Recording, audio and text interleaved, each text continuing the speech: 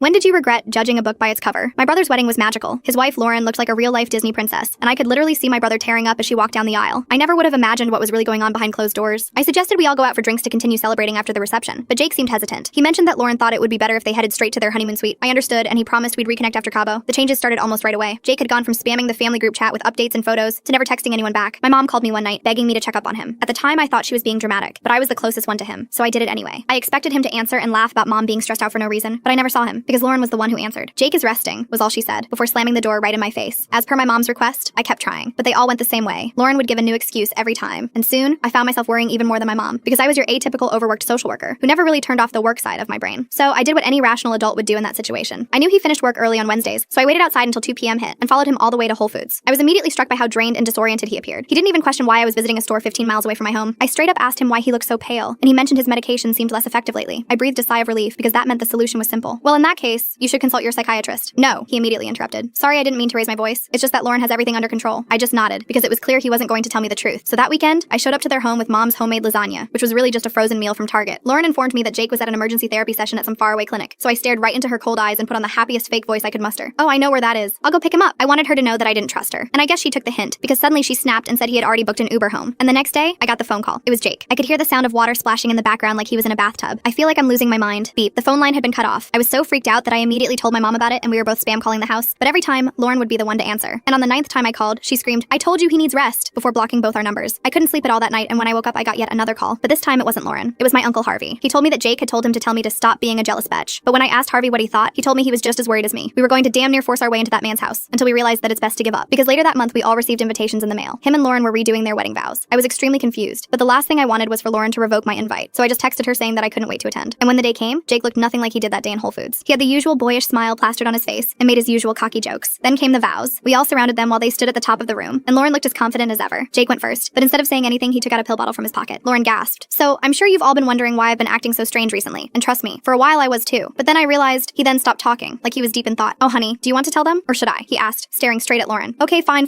I'll tell them. Lauren here has been replacing all my medication with placebos, so my entire life has been haunted by my schizophrenic psychosis spells every single day." The entire room went so quiet you could hear a pin drop, and in a moment of quick thinking, Lauren walked right up to me and slapped me in the face. "I know you put him up to this, you barren bitch." My brother pulled her off of me, and my Uncle Harvey was a police officer, so she ended up being charged with 3 years in prison, and my brother was finally set free from her evil little gremlin hands. But what I didn't anticipate was the jails being overcrowded, and her being let out on good behavior after just 2 weeks in a cell. Because for the entirety of her stay, there was just one thing on her mind: getting revenge on me. Full story on channel, linked below.